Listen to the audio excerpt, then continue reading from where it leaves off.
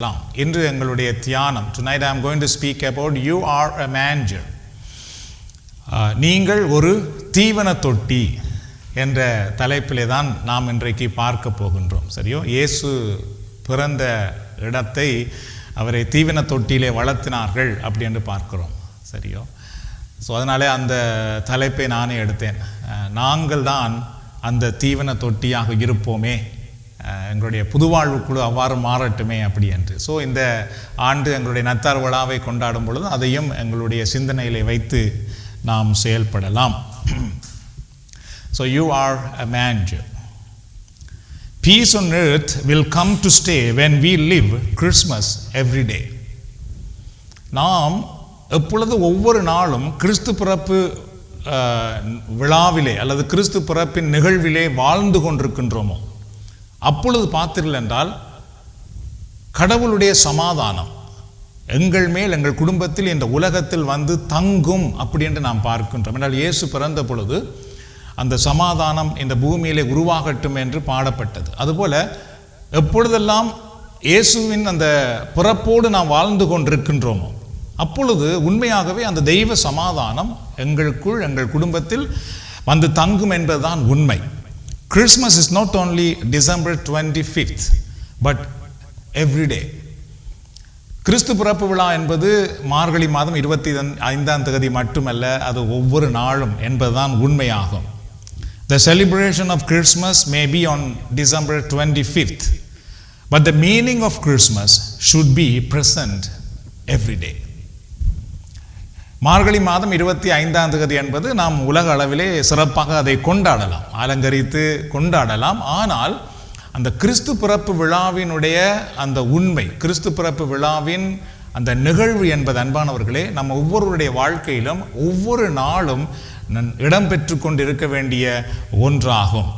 Only then you will have peace and joy every day within you.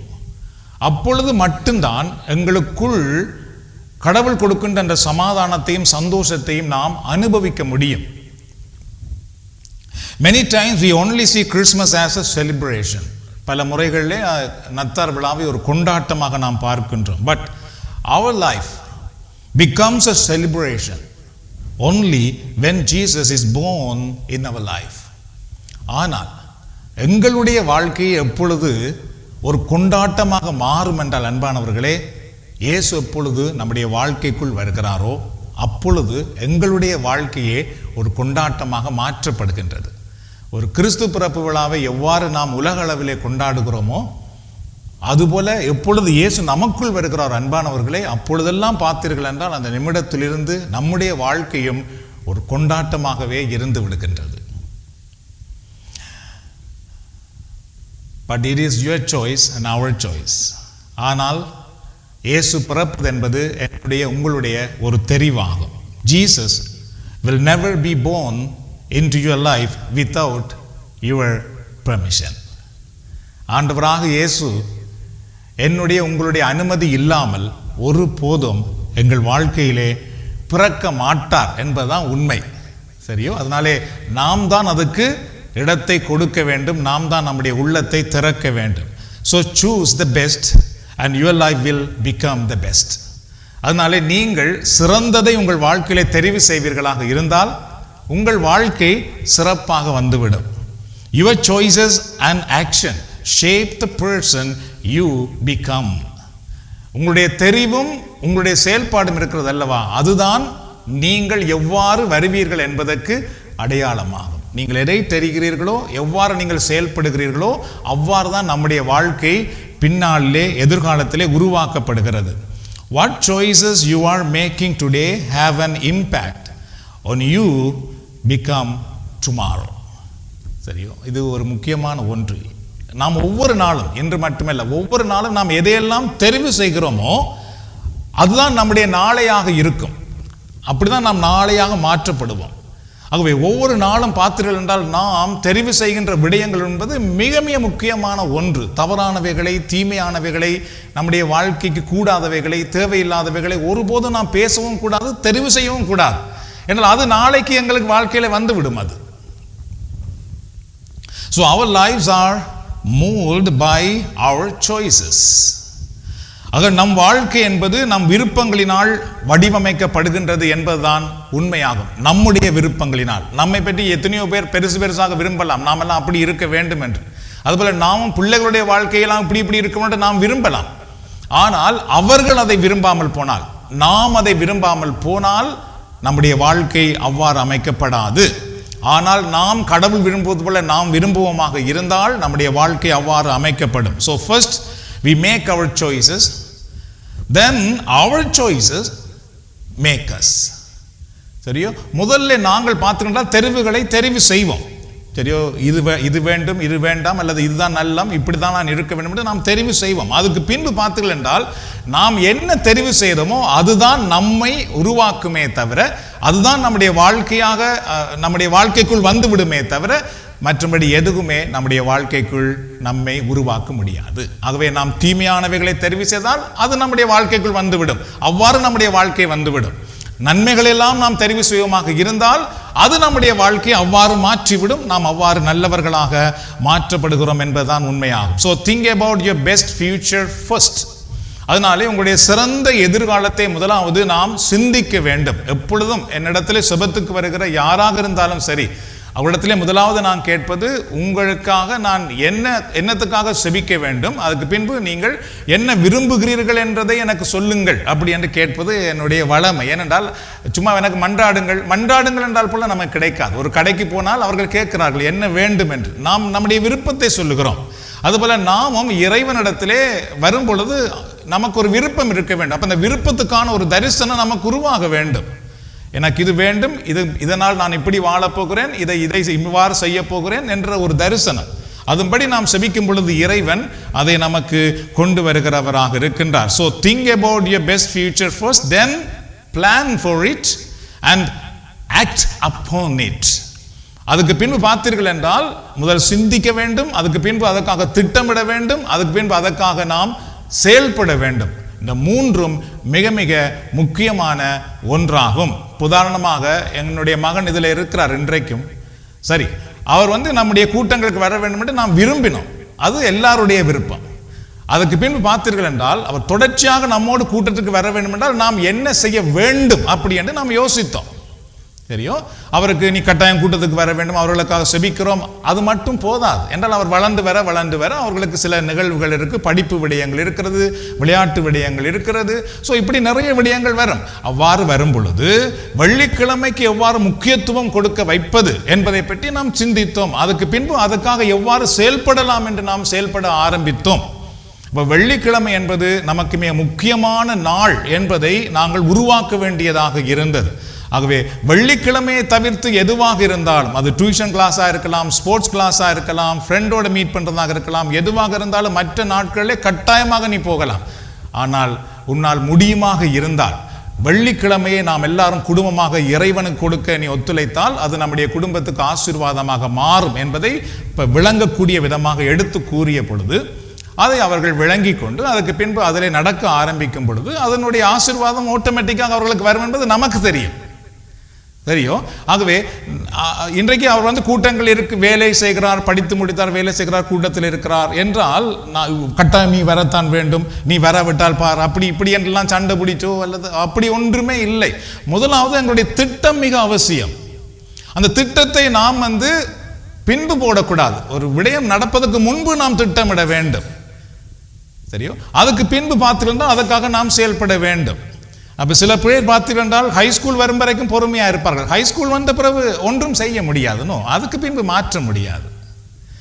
முன்பு நாம் திட்டமிட வேண்டும். ஸோ இது போல ஒவ்வொரு விடயமாக இருந்தாலும் எதுக்கெல்லாம் நாம் திட்டமிட்டு அதுக்கு பின்பு நாம் செயல்பட ஆரம்பிக்கும் பொழுது அதை இறைவன் எங்களுக்கு சாதகமாக மாற்றி கொடுக்கிறவராக இருக்கிறார். ஆகவே நாம் முதலாவது திட்டமிட வேண்டும், அதுக்கு பின்பு நாம் செயல்பட வேண்டியது மிக மிக அவசியமாகும். So look chapter 2 verse 7.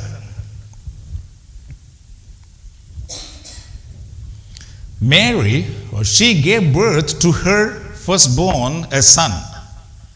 She wrapped him in cloth and placed him in a manger, because there was no guest room available for them. Lucas நற்செய்தி நூல் 2ஆம் அதிகாரத்தில் 7வது இறைவார்த்தை. அவர் தம் தலைமகனை பெற்றெடுத்தார். ஸோ அன்னை மரியா தம் தலைமகனை பெற்றெடுத்தார். விடுதியில் அவர்களுக்கு இடம் கிடைக்கவில்லை.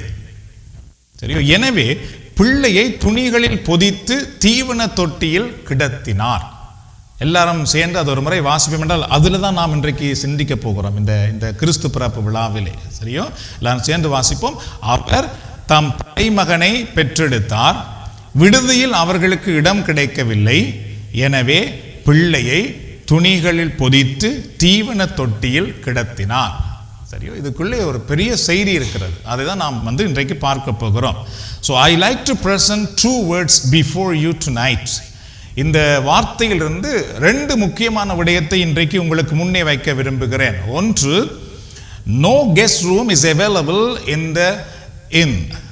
அந்த விடுதியில் அவர்களுக்கு இடம் கிடைக்கவில்லை என்பது ஒன்று. நம்பர் 2, manger, அதாவது தீவன தொட்டியிலே கிடத்தினார்கள், வளர்த்தினார்கள் என்று பார்க்கிறோம். ஆகவே தீவன தொட்டி 2ஐயும் நாம் எடுக்கின்றோம். ஒன்று, அவர்களுக்கு இடம் கிடைக்கவில்லை. 2வது தீவன தொட்டி. இந்த 2ஐயும் இன்றைக்கு நாம் பார்த்து ஜெபிக்க போகிறோம். So why wasn't there any space available for them or for Jesus? தெரியும்? எதற்காக அன்றைக்கு அவர்கள் விடுதியிலே இடம் தேடி போகும் பொழுது எதற்காக விடுதியிலே அவர்களுக்கு இடம் கிடைக்கவில்லை அல்லது இயேசுவுக்கு இடம் கிடைக்கவில்லை அப்படி என்று கூட நாம் சொல்லலாம். எதனால் அவர்களுக்கு கிடைக்கவில்லை? Because all the rooms in the inn have already been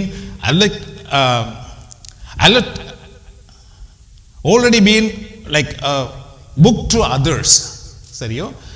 அந்த வாடகை விடுகின்ற இடத்துல நீங்கள் பார்த்தீர்கள் என்றால் ஏற்கனவே அந்த இடமெல்லாம் கொடுக்கப்பட்டாயிற்று. ஆகவே அங்கு ஒரு ரூமும் அவர்களுக்கு இருக்கவில்லை அங்கே. அதனாலே தான் அவர்களுக்கு அங்கே இடம் கிடைக்கவில்லை. அப்போ அவர்கள் சொல்லுகிறார்கள், இங்கே உங்களுக்கு இடம் இல்லை. There is no other place to accommodate Jesus as all the space has been allocated to others. சரியோ? அந்த இடத்திலே அவர்கள் இயேசுவுக்கோ அல்லது அன்னை மரியாளுக்கோ கொடுப்பதற்கு அங்கு ஒரு இடமும் இல்லை. ஏனென்றால் ஏற்கனவே அந்த இடமெல்லாம் வேற மக்களுக்கு கொடுக்கப்பட்டாயிற்று. In many people's life today there's no room for Jesus. இன்றைக்கு பலருடைய வாழ்க்கையில் பார்த்தீர்கள் என்றால் எவ்வாறு அன்றைக்கு விடுதியிலே இயேசுவுக்கு ஒரு இடம் இல்லாமல் போனதோ அதுபோல இன்றைக்கு பலருடைய வாழ்க்கையிலே இயேசுவுக்கு இடம் இல்லாமல் இருப்பதை நம்மால் பார்க்கலாம். Why? ஏன்?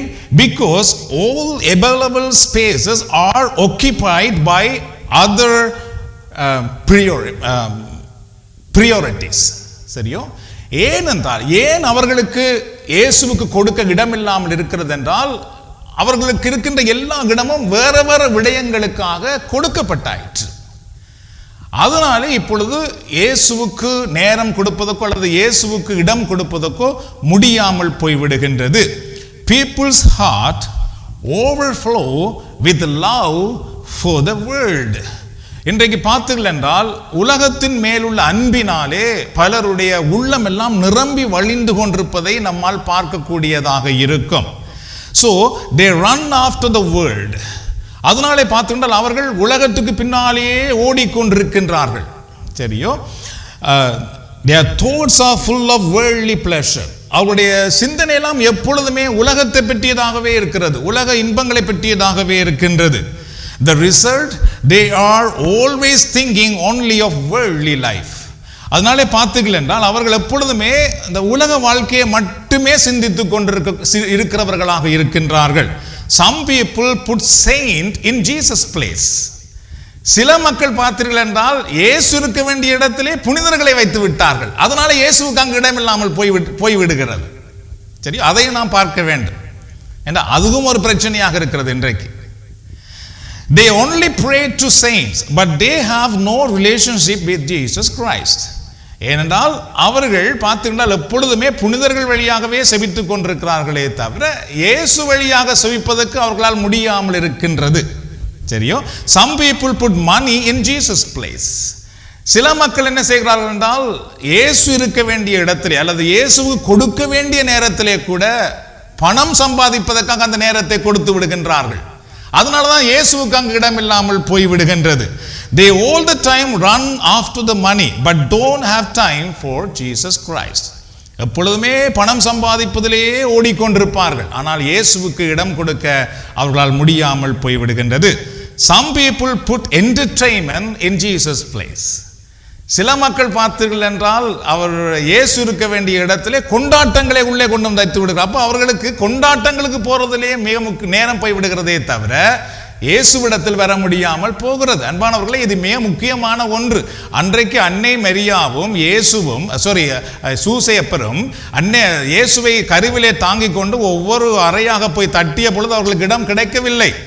அதுபோல இன்றைக்கும் இயேசு நாம் ஒவ்வொருடைய வாழ்க்கையிலும் தட்டும் பொழுது நாம் இடம் கொடுக்காமல் இருக்கிறோம் என்றால் நாம் வேற வேற விடயங்களில் ஓடிக்கொண்டிருக்கின்றோம்.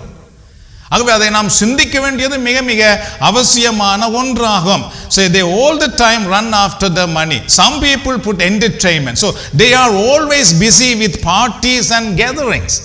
அதனால் இன்றைக்கு பார்த்தீங்கன்னா நிறைய மக்கள் பார்த்தீர்கள் என்றால் அவர்கள் ஒன்று கூடுவதிலையும் பாட்டி வைப்பதிலேயுமே நேரத்தை செலவழித்துக் கொண்டிருக்கின்றார்கள். அதனால தான் இன்றைக்கு நிறைய பேருக்கு இயேசுவுக்கு நேரம் கொடுக்க முடியாத ஒரு சூழல் வந்து விடுகின்றது.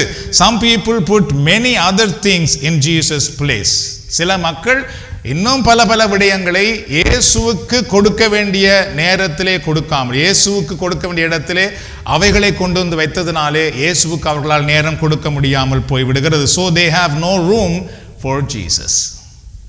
அதனால தான் பார்த்துக்கொண்டால் அவர்களிடத்திலே இயேசுவுக்கு ஒரு அறை ஒரு இடம் இல்லாமல் போய்விடுகிறது. So many people's room were already rented by Satan. பலருடைய வாழ்க்கை ஆல்ரெடி ஏற்கனவே சாத்தானாலே வாடகைக்கு எடுக்கப்பட்டாயிற்று. சரியோ? So they think giving life to Jesus is useless. It is a waste of time. அதனால அவர்கள் நினைக்கிறார்கள் இந்த கோயிலுக்கு போறது, ஜெபிக்கிறது, பாட்டு பாடுறது இதெல்லாமே ஒரு தேவையில்லாத வேலை, இதனால ஒரு பயனும் இல்லை அப்படின்னு சொல்லுகிறார்கள். அவர்கள் யாரென்று பார்த்துக்கின்றால் சாத்தானால ஓரடி வாடகைக்கு வேண்டப்பட்டு விட்டார்கள். அதனால அவர்கள் நினைக்கிறார்கள் என்ன இதென்ன கடவுள் இயேசுநாதர் இயேசுநாதர்ன்றது பாடுறது, துதிக்கிறது, சத்தம் போடுறது இதெல்லாமே ஒரு தேவையில்லாத வேலை அப்படி என்று நினைக்க வருகிறார்கள். அந்த நினைப்பை எப்படி வருகிறது என்றால் அன்பானவர்களே, தீயவனால் அலகையினால் தான் வருமே தவிர வேற எதனாலும் அது வந்து விடாது. அலகை அது பல விதங்களிலே பயன்படுத்தி அதை கொண்டு வந்து விடுகின்றான். So John chapter 1 verse 11, this is the important words. Jesus, he came to that which was his own, but his own did not receive him. சரியா? This is a very important words இது. யோவான் 1:11 பாருங்கள். இயேசு தமக்குரியவர்களிடம் வந்தார், அவருக்குரியவர்கள் அவரை ஏற்றுக்கொள்ளவில்லை. அப்ப தமக்குரியவர்களிடத்தில் இயேசு வந்தாராம். யாரெல்லாம் இயேசுவோடு இருக்க வேண்டுமோ அவர்கள் ஏற்றுக்கொள்ளாமலேயே இருக்கிறார்கள் என்று யோவான் 1வது அதிகாரத்திலே 11வது வசனத்திலே எழுதியிருக்கிறார். அன்பானவர்களே, இது மிக மிக முக்கியமான ஒன்று. So tonight don't say I have no room for Jesus, rather receive him. சரியோ? அதனால இன்று இரவு இயேசுவுக்கு கொடுப்பதற்கு எனக்கு அறை இல்லை என்று தயவு செய்து யாரும் சொல்லிவிட வேண்டாம். மாறாக உள்ளே வாருங்கள் என்று சொல்லி நீங்கள் அழைக்க கற்றுக்கொள்ளுங்கள். So when you receive Jesus or when you give space for Jesus, you will see divine changes in your life. எப்பொழுது நீங்கள் நாம் இயேசுவுக்கு நம்முடைய வாழ்க்கையில் இடம் கொடுக்கின்றோமோ அப்பொழுது பார்த்தீர்கள் என்றால் நம்முடைய வாழ்க்கையிலே தெய்வீக மாற்றம் உருவாகுவதை காண முடியும். The Holy Bible says in Matthew chapter 2 verse 10, light appeared above the place where Jesus was born. இயேசு பிறந்த இடத்துக்கு மேலே ஒரு ஒளி தோன்றியது என்று நாம் வாசிக்கிறோம் அல்லவா? அதனால தான் அந்த வால் நட்சத்திரம் வைக்கின்றோம். அந்த இதிலே அது அந்த இடத்துக்கு மேலே தோன்றியதாம். இயேசு பிறந்த இடத்துக்கு மேலே தோன்றியது. அது மிக முக்கியமான ஒன்று, அதை நாம் கவனிக்க வேண்டும். Light does not appear on the end. சரியோ? அந்த வெளிச்சம் இருக்கிறது அல்லவா, அந்த வாடகை கொடுத்து கொண்டிருந்தார்களே அந்த வாடகை இடம், அதுக்கு மேலே அது நிற்கவில்லை. இயேசு பிறந்த இடத்துல தான் அது நின்றது. ஸோ அதான் மிக முக்கியமான ஒன்று. எப்பொழுது நாம் எங்களுக்கு இடமில்லை இடமில்லை இடமில்லை என்று சொன்னோமோ அங்கு அந்த ஒளி நிற்க முடியாது. இயேசு இருக்கிற இடத்துல தான் அந்த ஒளி நின்றது. அதுபோல நாம் ஒன்றை அறிந்து கொள்ள வேண்டும். இயேசு எங்கெல்லாம் போய் இடம் கேட்டாரோ அங்கு இடமில்லை இடமில்லை என்று சொல்லும் பொழுது எங்கேயோ ஒரு இடத்துல அவர் பிறந்தார், அங்குதான் அந்த ஒளி வந்தது. So when you make room for Jesus, you will see divine light in you and above you. அப்பொழுது நாம் இயேசுவுக்கு இடம் கொடுக்கிறோம் அன்பானவர்களே. அப்பொழுது நீங்கள் பார்த்தீர்கள் என்றால் அந்த தெய்வீக ஒளி எங்களுக்குள்ளும் எங்களுக்கு மேலே இருப்பதையும் நம்மால் காண முடியும் என்றால் இது மிக முக்கியமான ஒன்று. அதுதான் மக்கள் புரிந்து கொள்ளாமல் இருக்கின்றார்கள். சிலர் நினைக்கிறார்கள் இயேசுக்கு இடம் கொடுப்பது என்பது என்னவோ ஒரு பிரச்சனை என்று. இல்லை. You will see the darkness of sin, pain, loneliness and fear in your life will disappear. எப்பொழுது நாம் இயேசுவுக்கு இடம் கொடுக்கிறோமோ நம்முடைய வாழ்க்கையில் இருக்கின்ற இருள் என்கின்ற பாவம், தனிமை, பிரச்சனை அல்லது எதுவாக இருந்தாலும் அது நம்மை விட்டு விலகி போவதை நம்மால் காண முடியும். என்றால் நம்மேல் என்ன வந்திருக்கிறது? ஒளி வந்திருக்கின்றது. You will see the light of peace, joy and holiness in you. அது மட்டுமல்லாமல் அன்பானவர்களே, நமக்குள்ளே பார்த்தீர்கள் என்றால் ஒரு சமாதானம் வருவதை காண முடியும், ஒரு மகிழ்ச்சி வருவதை காண முடியும், அதுக்கு மேலே ஒரு தூய்மை வருவதை நம்மால் காண முடியும். God will make divine light to appear upon you. God will make. சரியோ என்றால் அந்த வெளிச்சம் அவர்களுக்கு மேலே வந்தது என்று பார்க்கிறோம். அது அவர்களால் ஏற்படுத்தப்பட்டு வந்ததல்ல, அவர்களுக்கு வழிகாட்டும்படி அது அங்கு தோன்றியது. அதுபோல எப்பொழுது நாம் இயேசு பிறப்பதற்கு இடம் கொடுக்கிறோம் அப்பொழுது கடவுள் எங்கள் மேல் ஒளி தோன்றும்படி செய்வார். கரங்களை தொடுதரவை ஆண்டவருக்கு நன்றி செலுத்துவோமா? ஸோ அது மிக மிக முக்கியம். நாம் ஒரு கிறிஸ்மஸ் ட்ரீ வைக்கும் பொழுது லைட் போடுகிறோம் பாருங்கள். நாம் அது போலவே ஆண்டவர் எங்கள் மேல் அந்த ஒளி தோன்றும்படி செய்கிறவராக இருக்கின்றார். So no one can stop the divine light, even Satan cannot stop. கடவுள் எங்கள் மேல் அந்த ஒளியை தோன்ற விடும் பொழுது எவராலும் அந்த ஒளியை என்ன செய்ய முடியாது? தடுத்து நிறுத்த முடியாது. சாத்தானால் கூட அதை தடுத்து நிறுத்த முடியாது. Not only that, the Magi also saw that light.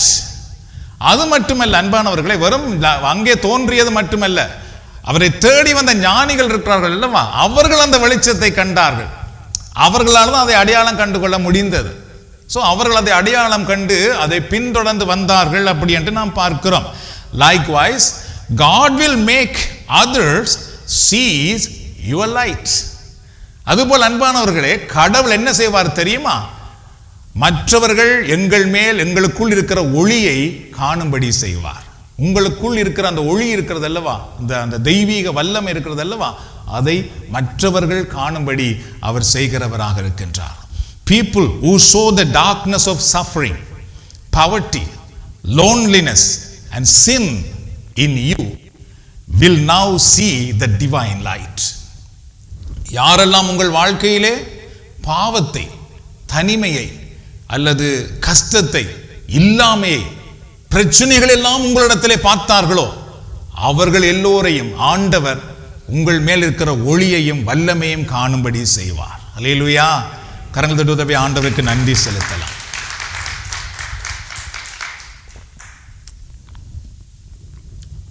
So அதுக்காக தான் நாம் இந்த கூட்டங்களுக்கு வருகிறோம், மன்றாடுகிறோம், இயேசுவுக்கு இடம் கொடுக்கின்றோம்.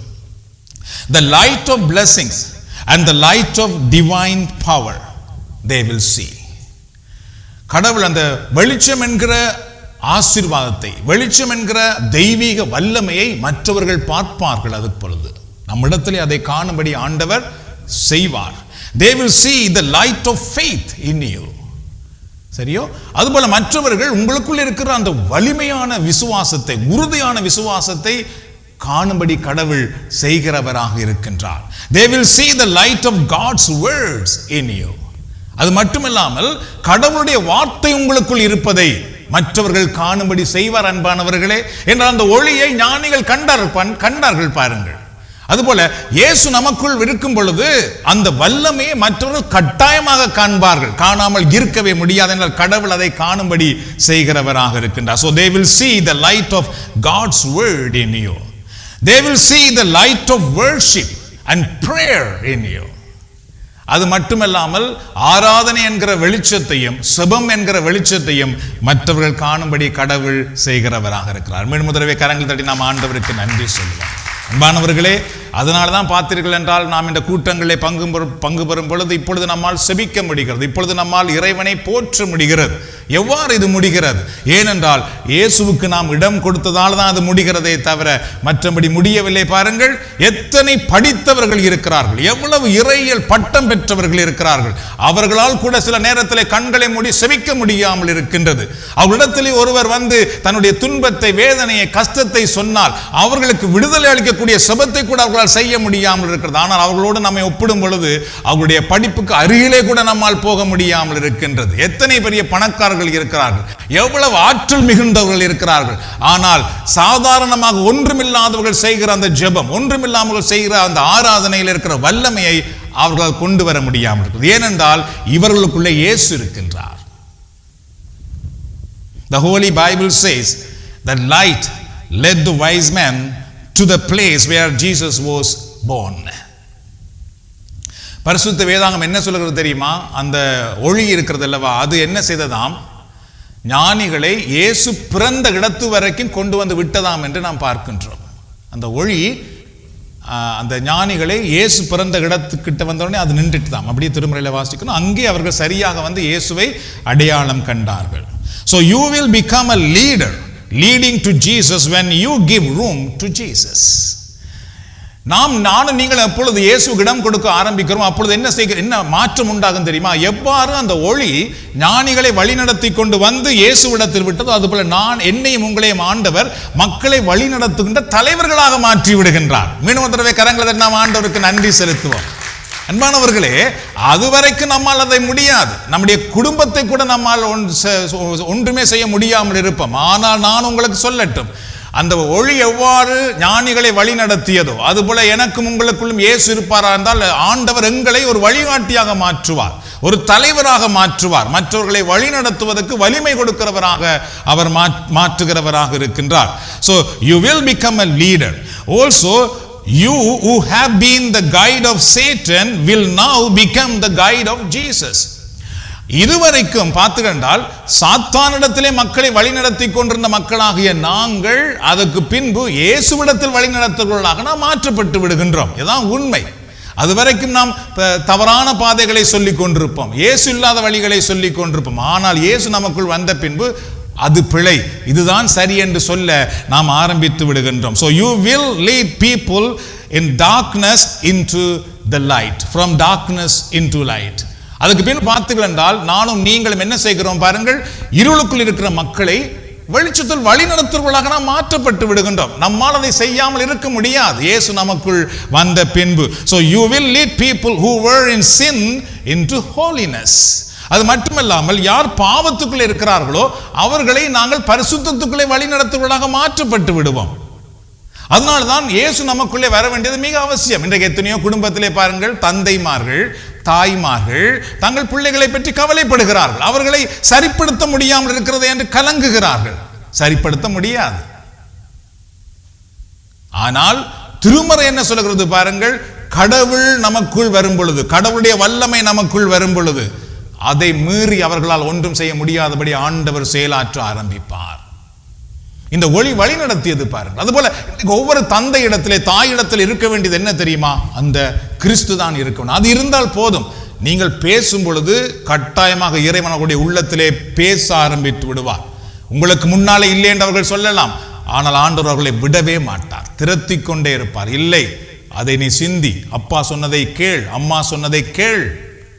பாருங்கள், அந்த வல்லமை, அந்த ஆசீர்வாதத்தை நாங்கள் கிறிஸ்து வழியால் தான் நாம் பெற்றுக்கொள்ள முடியும். அதுபோலதான் கணவன் மனைவி உறவிலே கூட, குடும்பத்திலே கூட நீங்கள் பார்த்தீர்கள் என்றால் ஒரு நல்ல சூழலை ஆண்டவர் நம் வழியாக உருவாக்க வல்லவராக அவர் இருக்கின்றார். So you will guide the people who are in the life of failure, in the life of hopelessness into the life of hope. அதுக்கு பின் நானும் நீங்களும் பார்த்தீர்கள் என்றால் நம்பிக்கையற்ற நிலையிலே இருக்கிற மக்களை தெரியும் அல்லது தோல்வியில் இருக்கிற மக்களை ஒரு நம்பிக்கைக்குள்ளே வழி நடத்துகிறவர்களாக நாங்கள் மாற்றப்பட்டு விடுவோம். என்றால் அந்த ஒளி ஞானிகளை வழி நடத்தியது. The ordinary becomes a valuable when you make room for Jesus. சரியா? இது ஒரு மிக முக்கியமான ஒன்று. நீங்கள் இயேசுவுக்கு இடமளிக்கும் பொழுது சாதாரணமானது மதிப்புக்குரியதாக மாற்றப்படும். சரியா? இது ஒரு main point in today message. இன்றைய செய்தியில் இது ஒரு முக்கியமான ஒன்று. சரியா? சாதாரணமாக இருந்தது மதிப்புக்குரியதாக நாம் மாற்றப்படுகிறவர்களாக போகிறோம். The place where Jesus was born was an ordinary place. Very simple place, my friends. சரியா? இயேசு பிறந்த இடம் இருக்கிறது அல்லவா, அது மாற்றுத்தழுவும், அவ்வளவுதான். என்றால் அவர் போய் பிறப்பதற்கு பல இடங்களை கேட்டார், ஒருத்தரும் கொடுக்கவில்லை. அழகான இடங்கள் இருந்திருக்கலாம், வசதியான இடங்கள் இருந்திருக்கலாம், ஆனால் கொடுக்கவில்லை. அவர் போய் பிறந்த ஒரு இடம் பாருங்கள், அது ஒரு சாதாரண இடம், அது ஒரு ஒதுக்கப்பட்ட இடம். சரி, அங்குதான் இயேசு பிறந்தார் என்று பார்க்கிறோம். A place people did not like, a simple place. இயேசு பிறந்த இடம் பார்த்தீர்கள் என்றால் மக்கள் விரும்பாத ஒரு இடம், மிக சாதாரணமான இடம். But because Jesus found the place there, it became a holy place. சரியோ? ஆனால் இயேசுவுக்கு அந்த இடத்துல இடம் கிடைத்ததினாலே அந்த இடம் பரிசுத்தமான இடமாக மாறியது. சரியோ? அவர்கள் தேடி சென்ற இடம் எல்லாம் அல்ல, எங்கு இயேசுவுக்கு இடம் கிடைத்ததோ அந்த இடம் பரிசுத்தமான இடமாக மாற்றப்பட்டது. It became a famous place.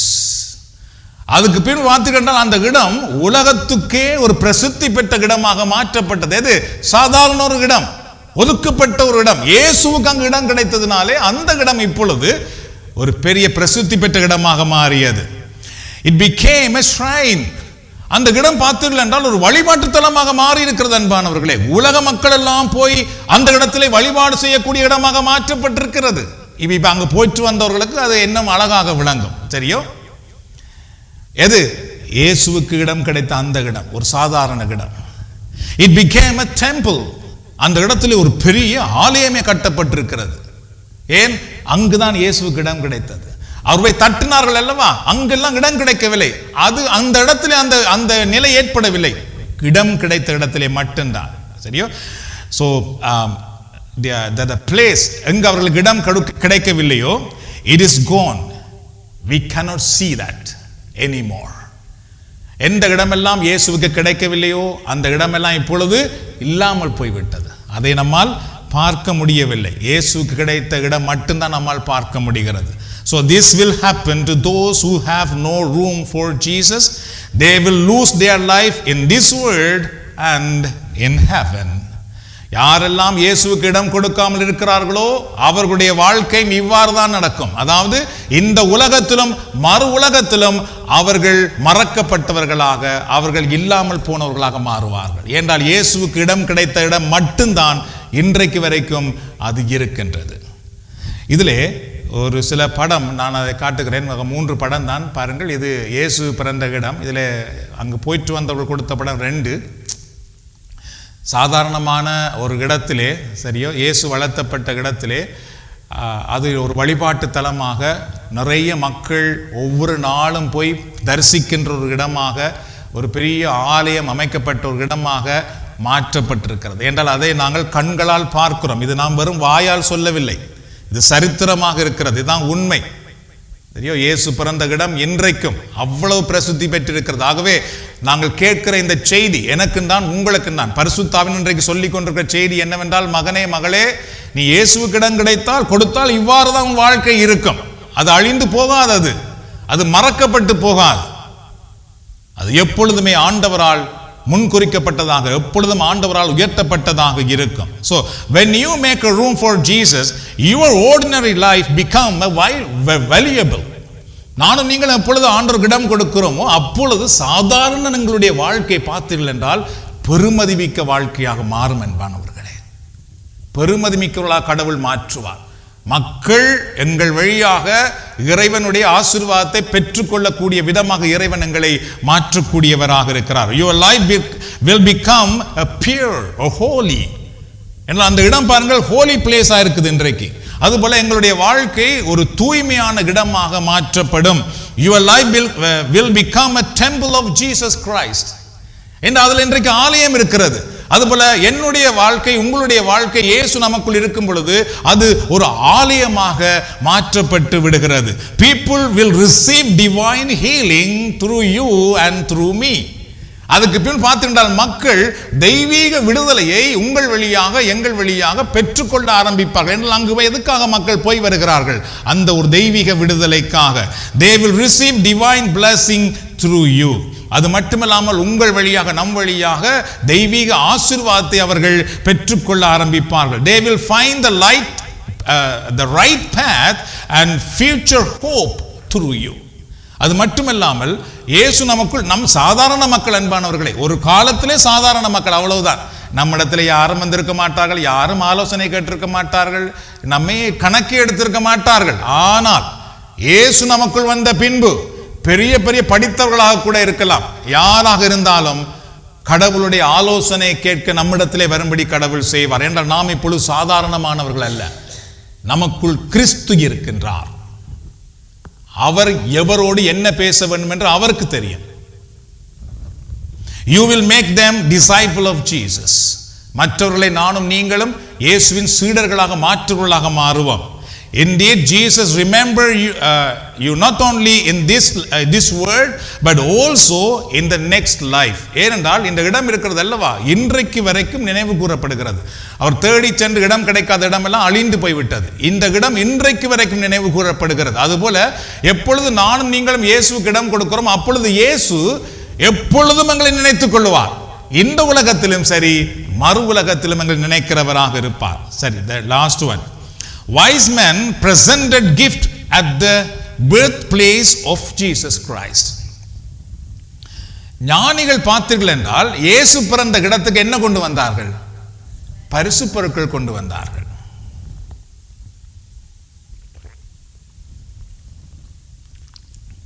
அதுல நான் நிறைய பேசவில்லை, தெரியும். இயேசு பிறந்த இடத்துக்கு தான் ஞானிகள் பரிசு பொருட்கள் கொண்டு வந்தார்கள், பிறக்காத இடத்துக்கு அல்ல. When you give room to Jesus, God's blessing will follow you. You don't need to run after the blessing. The blessing will follow you. சரியோ? இயேசு நம்முடைய வாழ்க்கைக்குள் வருவாராக இருந்தால் நாம் யார் ஆசீர்வாதத்துக்கு பின்னாலே தேடி தேடி ஓட வேண்டிய அவசியம் இல்லை, அது நம்மை தேடி வரும். என்றால் ஞானிகள் என்ன செய்தார்கள்?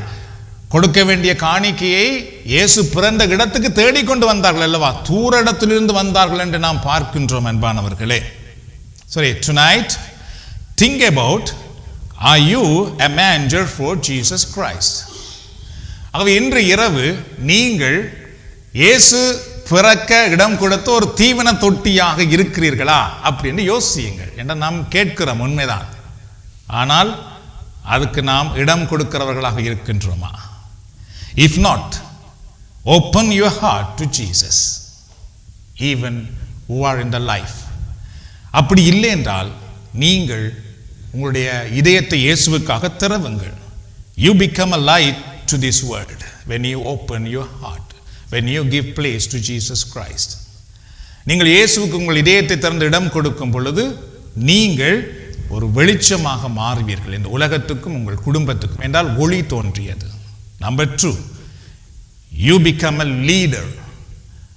அது மட்டுமல்லாமல் அந்த ஒளி ஞானிகளை வழிநடத்தியது போல நானும் நீங்களும் வழிகாட்டிகளாக, தலைவர்களாக மாற்றப்படுவோம். You become a valuable person. நானும் நீங்களும் ஒரு தகுதி நிறைந்த, தகுதி வாய்ந்த, பெருமதி மிக்க மக்களாக மாறுவோம். ஏனென்றால் இயேசு பிறந்த இடம்தான் இன்றைக்கு வரைக்கும் அது நிலைத்திருக்கு. சாதாரண ஒரு இடம், மாட்டு தொழுவம், அவ்வளவுதான். ஆனால் அது இன்றைக்கு ஒரு பெரிய தூய்மையான மக்கள் சென்று வழிபடுகின்ற ஒரு பெரிய ஆலயம் கட்டப்பட்டிருக்கிற ஒரு இடமாக இருக்கிறது. சாதாரண மாட்டு தொழுவம் என்று சொல்லப்பட்ட அந்த இடம். You become a valuable person, also blessing will follow you. இயேசு நமக்குள் பிறப்பார் என்றால் நமக்கு வேண்டிய ஆசீர்வாதங்கள் அன்பானவர்களே எங்களை பின்தொடர்ந்து வரும். ஞானிகள் ஆசீர்வாதத்தை கொண்டு வந்தார்கள். God bless you and your family. Let's pray. ஆண்டவர் உங்களையும் உங்கள் குடும்பத்தையும் ஆசீர்வதிப்பாராக. நாம் இப்பொழுது ஜெபிக்கலாம். இயேசு மானிடனாய் பிறந்தார், இந்த லோகத்தை மீட்டிடவே. இறைவன் ஒளியாய் இருளில் உதித்தார், இந்த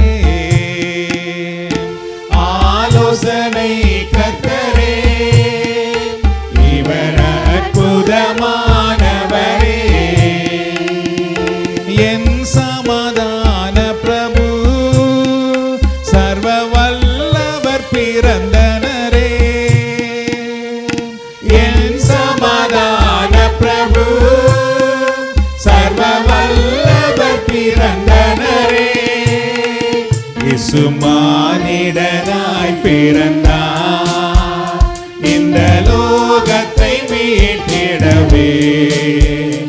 இறைவன் ஒளியாய் இருளில் உதித்தார், இந்த நற்செய்தி சாற்றிடுவோம்.